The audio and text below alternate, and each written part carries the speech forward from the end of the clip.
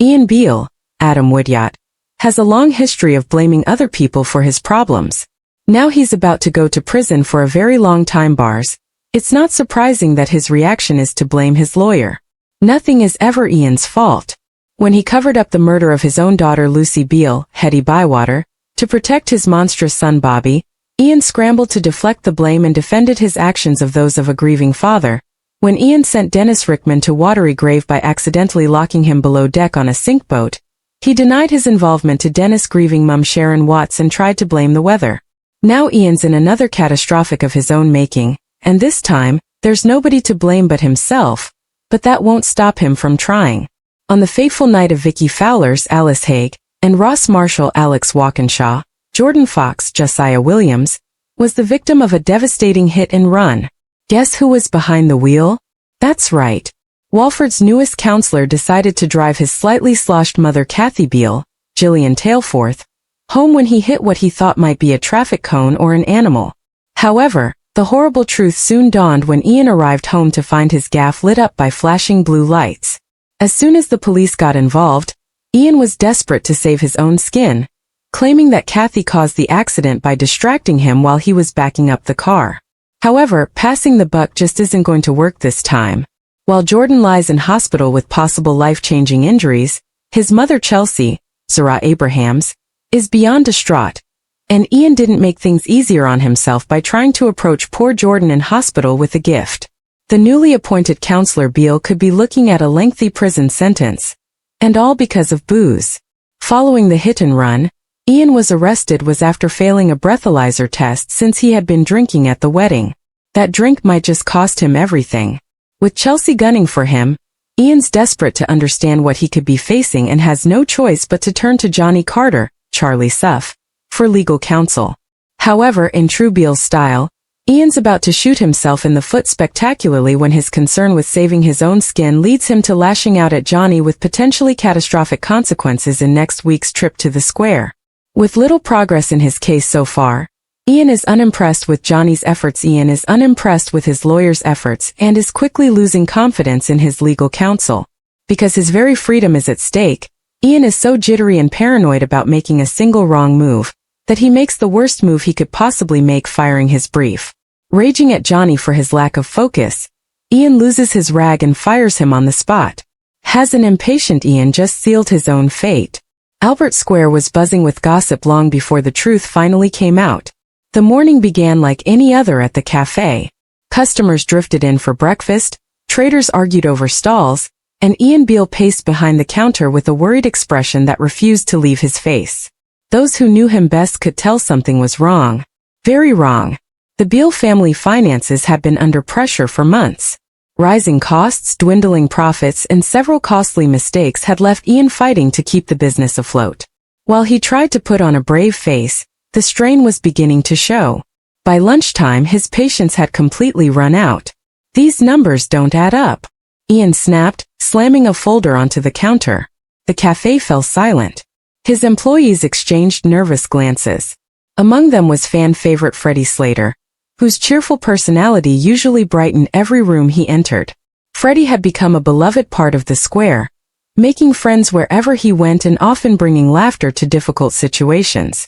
Unfortunately for him, Ian wasn't in the mood for laughter. "We're losing money every week," Ian continued. "Something has to change." Freddie tried to lighten the atmosphere. "Maybe the customers just miss your smiling face, Ian." A few people chuckled. Ian didn't.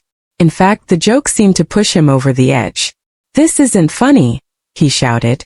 The entire cafe froze. Freddie's smile disappeared. For a moment nobody spoke. Then Ian delivered the bombshell. "You're fired." Gasps echoed around the room. Freddie stared at him in disbelief. "What? You heard me. You can't be serious." "I am serious." Effective immediately. The shock quickly spread across Albert Square. Within minutes, residents were discussing the dramatic sacking. At the laundrette, Yolanda couldn't believe what she'd heard. "Freddie? Fired? That's ridiculous." Over at the Queen Vic, Linda Carter shook her head. Even those who usually sided with Ian questioned the decision. But Ian refused to back down. Privately, however, the situation was far more complicated than it appeared. The truth was that Ian wasn't simply looking for someone to blame. He was desperate. Hidden away in the cafe office were stacks of overdue bills and final warnings from suppliers. Several payments had already been missed. If things continued this way, he risked losing everything he had worked for. The pressure was crushing him. That evening, Kathy confronted her son. "What were you thinking?" "I had no choice." "There's always a choice." Ian rubbed his forehead. "You don't understand." "Then explain it." For a moment Ian looked close to tears. The tough businessman facade cracked. "The cafe is failing." Kathy's expression softened. "How bad?" "Worse than anyone knows." She sat down beside him. "You should have asked for help." Ian laughed bitterly. "From who? Everyone has their own problems." Meanwhile, Freddie struggled to process what had happened. He wandered through the square feeling completely lost. Being fired wasn't just about losing a job. It felt personal. For the first time in months, his confidence had taken a serious hit. At number 31, friends gathered to support him. "You don't deserve this," Bobby insisted. "Maybe Ian's right," Freddie replied quietly. "Don't be ridiculous. What if I'm not good enough?" The room fell silent. Nobody was used to hearing Freddie talk like that. His usual optimism had vanished. Yet unknown to everyone, Ian's drastic action was about to create an even bigger problem. The next morning, several cafe staff members threatened to quit in protest.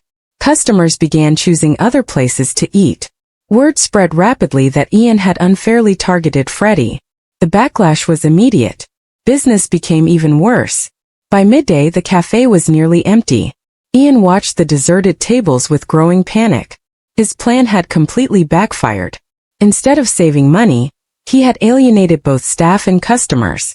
Then came another devastating blow. A supplier arrived demanding payment.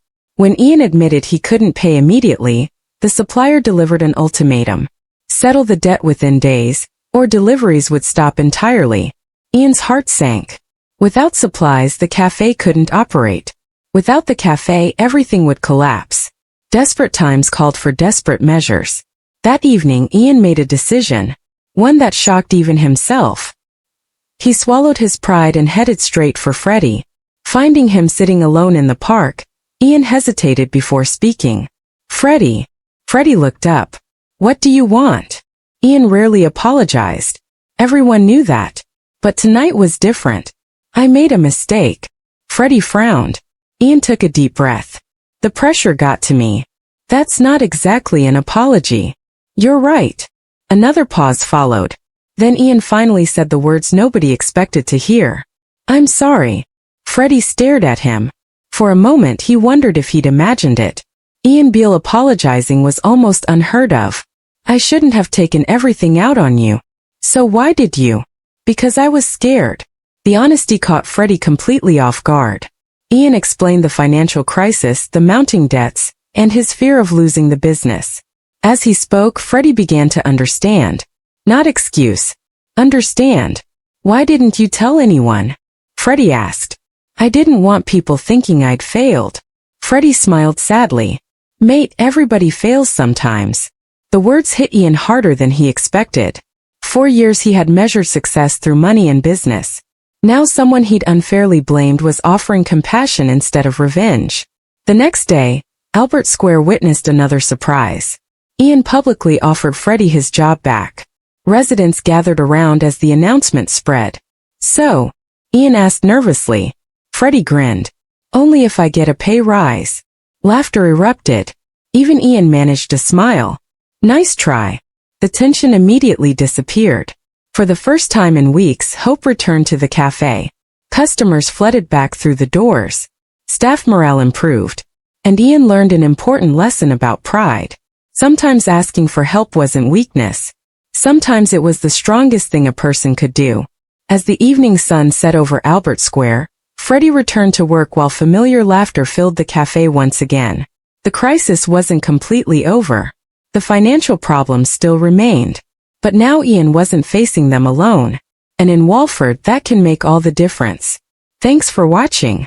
Don't forget to like, comment, and subscribe to EastEnders Spoilers Official.